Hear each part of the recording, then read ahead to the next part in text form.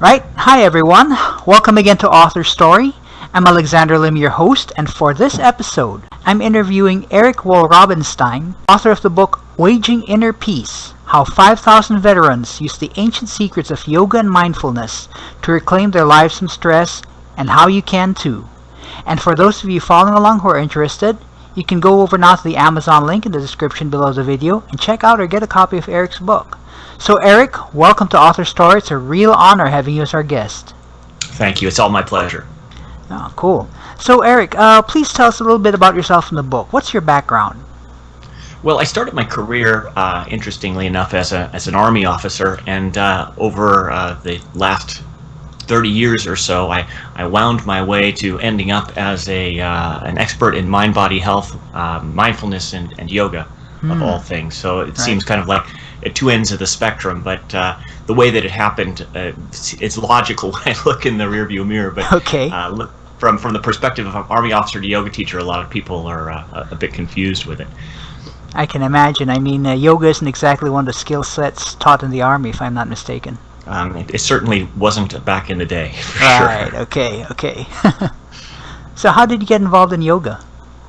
Well, when I was younger, back in 1980 or so, I was the victim of an unfortunate mugging in Sacramento, California. That left me battered and bruised, but not terribly so. But one of the things that came out of that attack was a rather tenacious case of chronic stress that I didn't even realize was happening to me at the time. But that went on for a good 10-15 years, where I was dealing with things like insomnia, agitation, anger management issues, and various different other symptoms.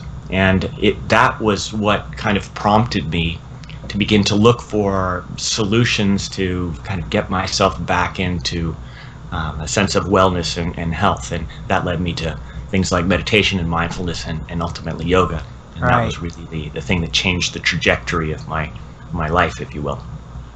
Okay. And how did you become an educator in yoga, in the mindfulness and mind-body wellness that you've been working on for, 20 years now?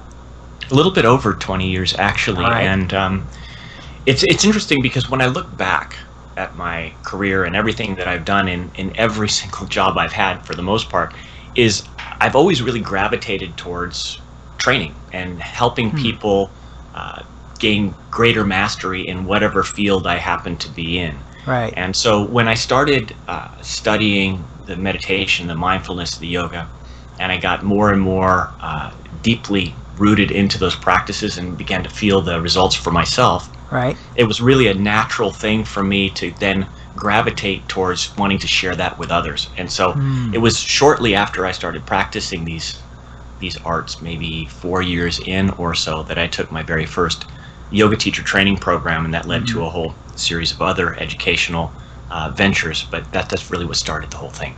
And of course, I mean, it's already, it's and the results can be seen today. I mean, you've been teaching for 20 years, so you become a pretty proficient instructor, I presume.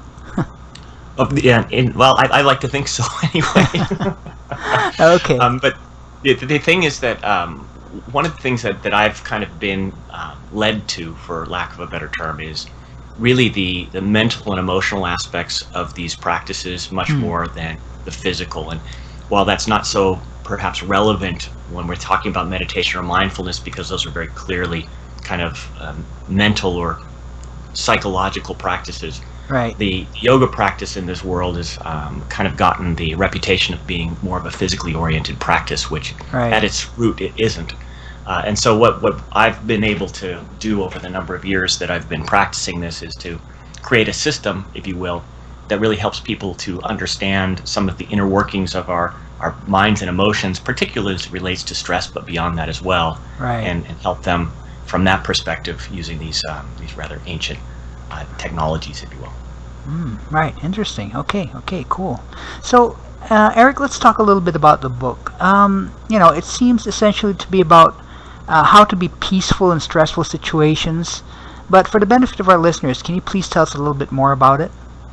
Sure. At its core, well, let me back up and say that the book itself came out of a yoga-based stress management program that I created specifically for troops and veterans returning from our recent conflicts. Okay. The program itself is called Bootstrap, and it's Right. a 10-week online program that walks people through literally a curriculum that helps them to understand what's going on under the hoods of these body minds of ours Right. as it relates to stress, and then give some specific techniques that they can use in order to bring things back under control. Right. So that was the core of it, and we've been helping thousands of veterans using that system for quite some time now.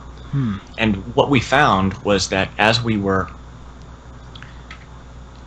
what we found as we were helping the troops and veterans was that there was a lot of relevance and a need, in fact, for the family members and then even the friends and others surrounding the service members for the same kinds of stress management services, if you will. Right. So that's where Waging Inner Peace came out. So it's really at its core about managing our humanness and living happier and lighter and easier despite the stresses that we might undergo on a daily basis.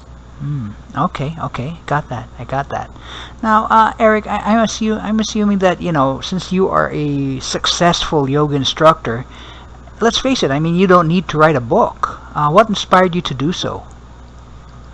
Well, I'll go back to the Bootstrap system here too, is that I've always had this feeling like we could help more people.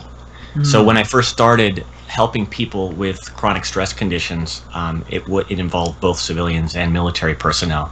And we were doing it in the confines of our center here in Phoenix, Arizona. Right. And I always had this feeling like, well, I can only help so many people in the confines of this 6,000 square foot space.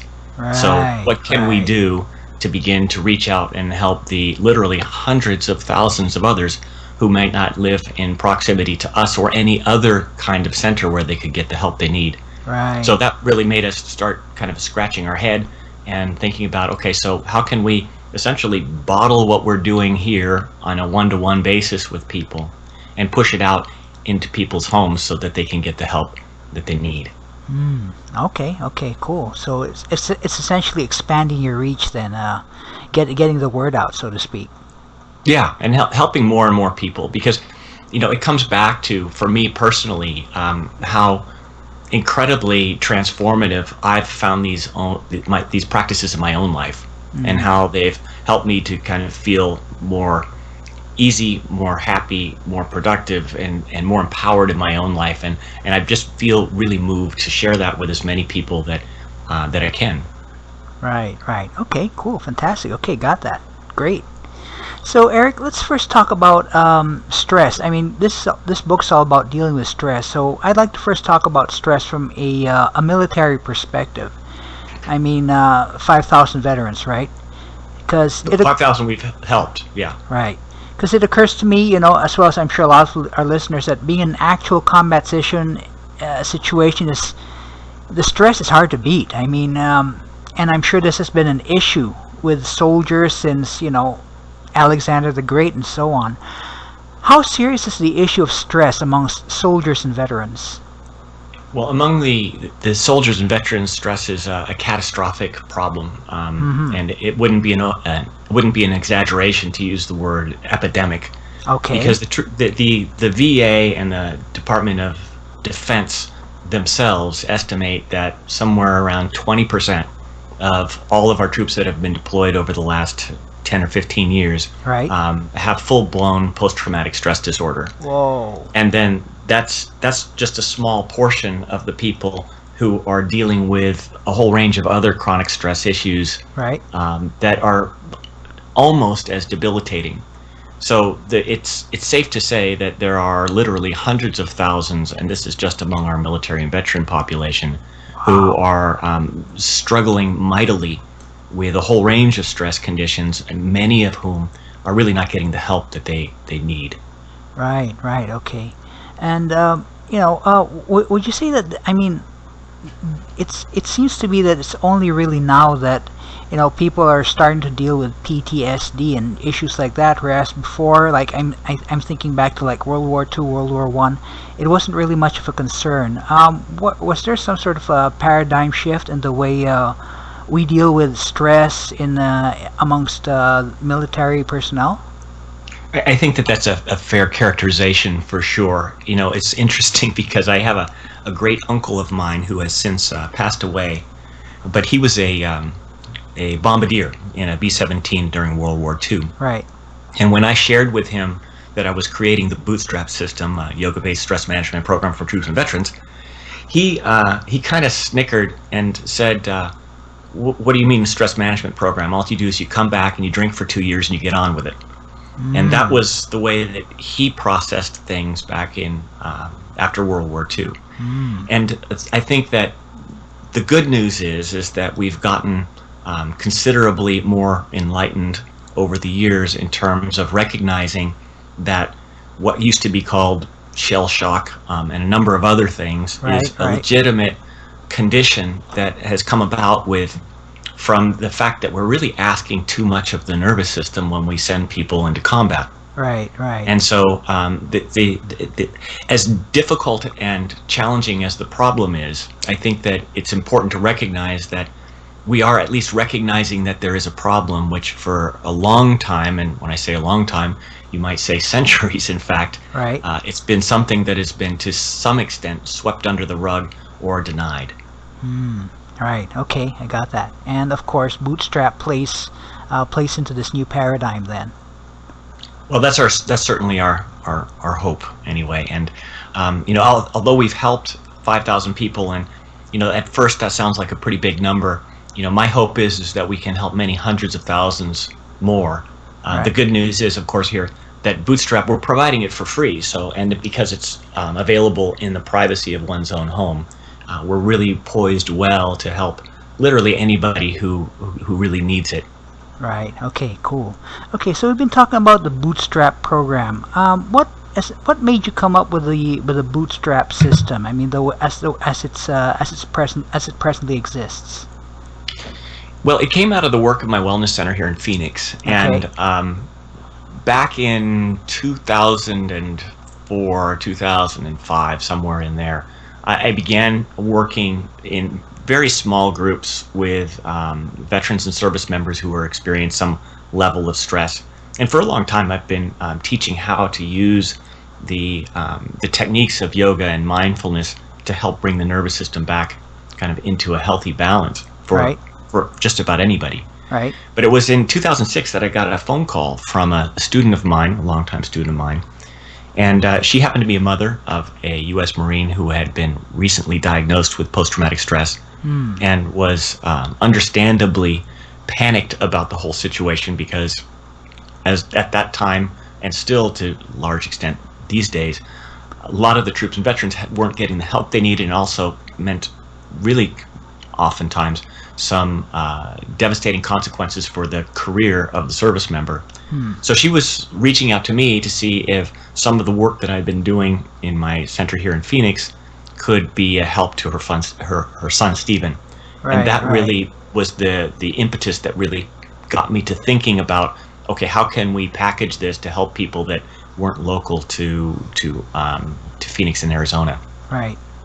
Okay. And of course, that's the Bootstrap system came from there then, from that particular instance. Yeah. Okay, got it. Eric, I really have to ask this because I'm aware that the armed forces are very like acronyms very much. Does Bootstrap stand for any particular acronym?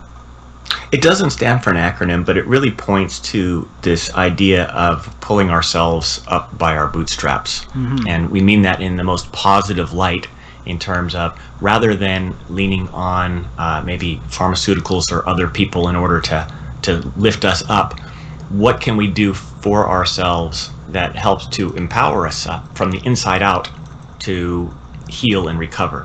Now, with that said, that's not to say that people should not also lean on other resources like therapy and pharmaceuticals, and all of the whole range of treatments that are available are really important parts to the healing process. But the Bootstrap system itself is really about understanding some of the internal patterns of thought and attention that contribute and exacerbate stress conditions. And then, as we understand those, employing specific techniques to interrupt them and bring ourselves back to a more healthy and relaxed balance. Okay, cool. Now, Eric, in your book, you mentioned something called mindfulness. What exactly is mindfulness? Well, mindfulness is a technique that really is composed of two different aspects. Right. The first one is focused attention, and that means just bringing your attention to what's happening right now. And then the second aspect is to focus your attention without judgment, or we could say positively, with acceptance.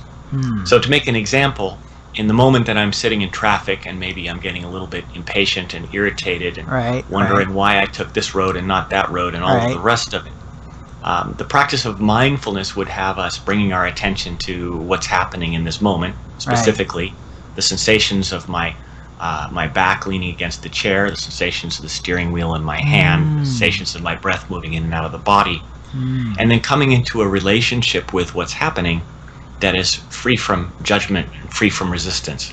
So rather than indulging in these thought patterns that are second guessing why I'm here and how come this always happens to me and I wish this would hurry up, it's really about just coming into this, what I like to call, functional relationship with the simplicity of what's happening now.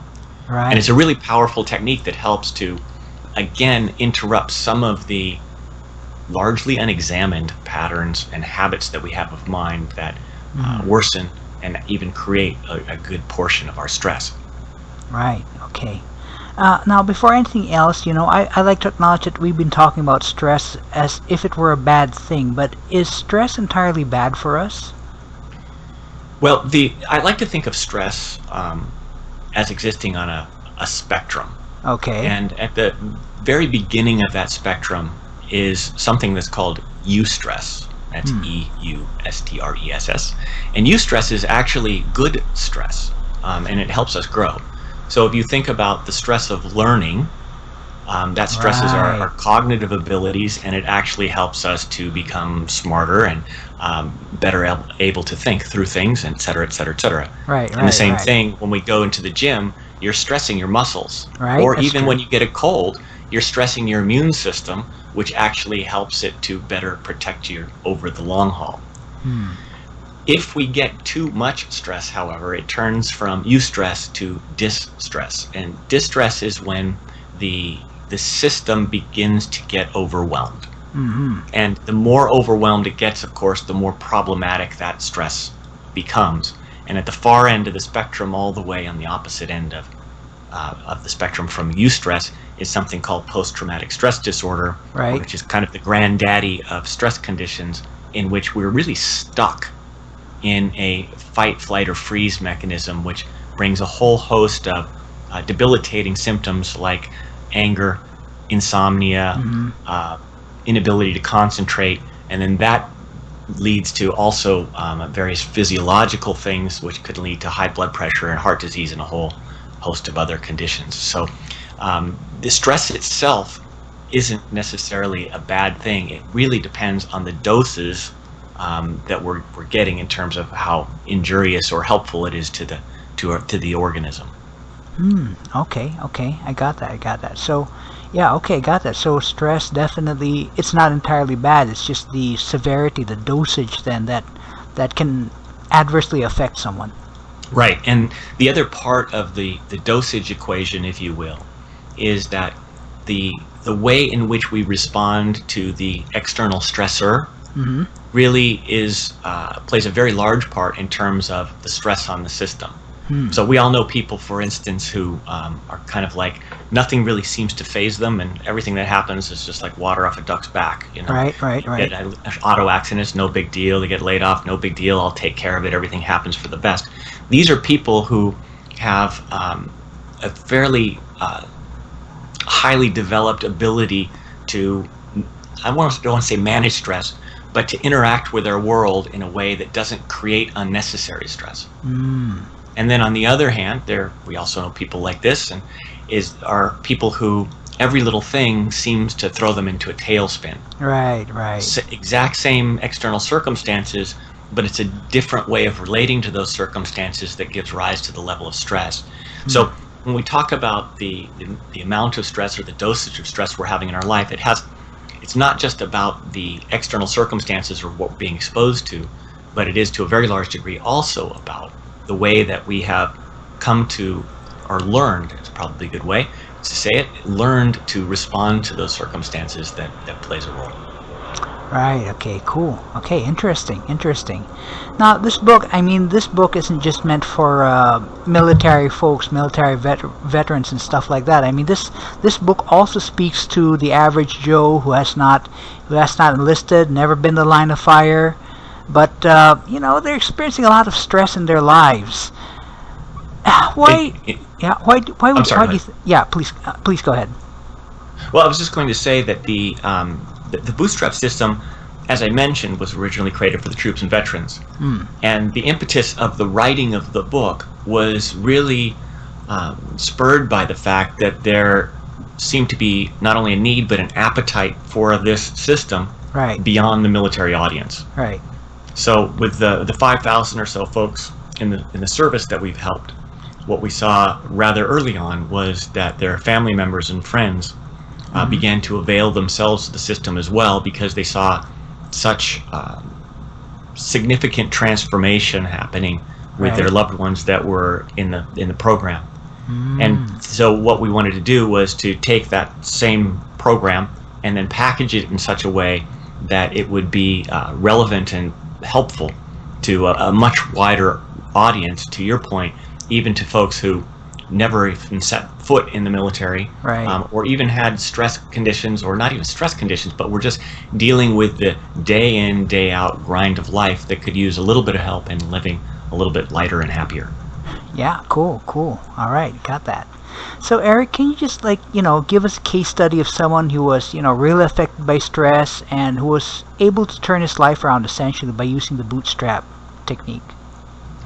Well, one person comes to mind, and this is a veteran client of ours, and somebody who was diagnosed with post-traumatic stress, and not only post-traumatic stress, but was dealing with a case of traumatic brain injury. Ouch. Okay. And he had been receiving a whole variety of treatments for a number of years, including cognitive behavioral therapy, and was on various pharmaceuticals, and was in some group therapy sessions and that type of thing in the VA. And he was doing okay, but was still struggling to a pretty significant degree. And he came to us in the Bootstrap system and started using the program.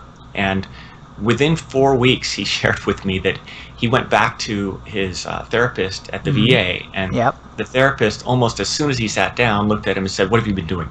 Okay. And he said, what do you mean? He said, "There's something different about you. You're much more present. You're much more relaxed. There's something in your face, and I want to know what you've been doing." And he shared with him that he'd been, in addition to his other treatments, working through the Bootstrap curriculum and using the Bootstrap techniques and practices. And that they've really helped him kind of take the edge off of the out-of-control stress. But maybe even most importantly, at least according to him, was the fact that for the first time he felt like he was in control of his recovery. So rather than relying on other people to treat him, he felt like he was more than ever understanding the internal processes that were getting in the way of his healing, and felt like he had the tools in order to affect that healing himself. So that's one of my the high points for me, is anytime we have somebody call us up and let us know that this has made a really significant difference in their life. It makes it all really worthwhile. Yeah, that's a dramatic turnaround right there. I mean, from someone seriously affected by stress to someone who's in control, that's significant right there.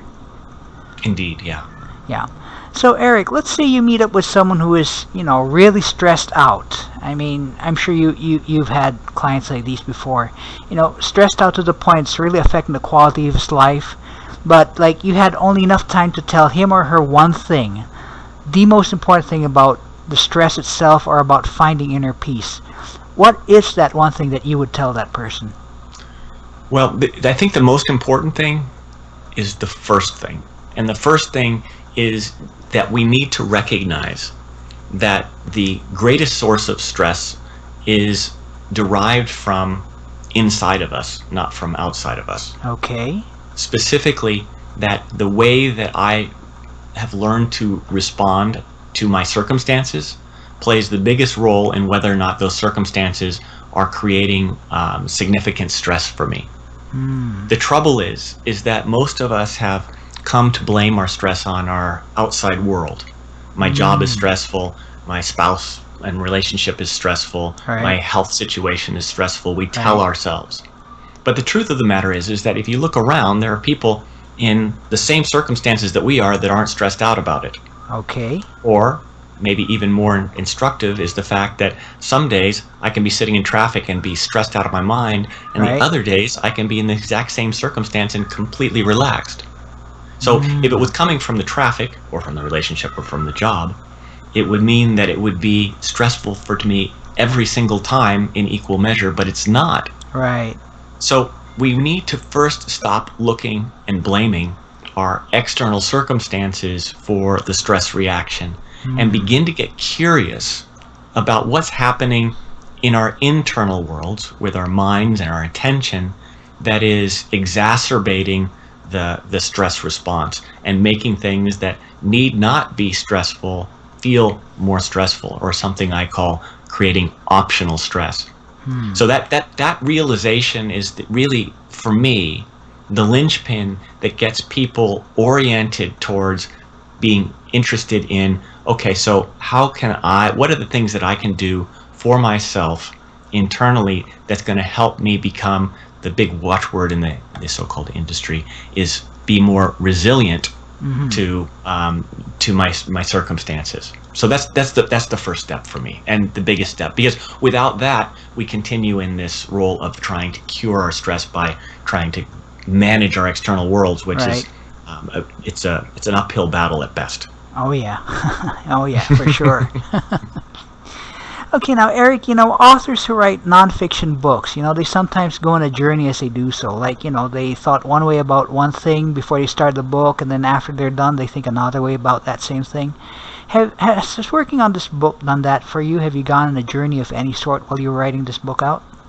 It really has, and this it's part of writing the book, but also the work that I've been doing alongside of it is when I first started this work, it was clearly about stress, managing stress, and I could even step further back and say it was clearly about helping troops and veterans with stress.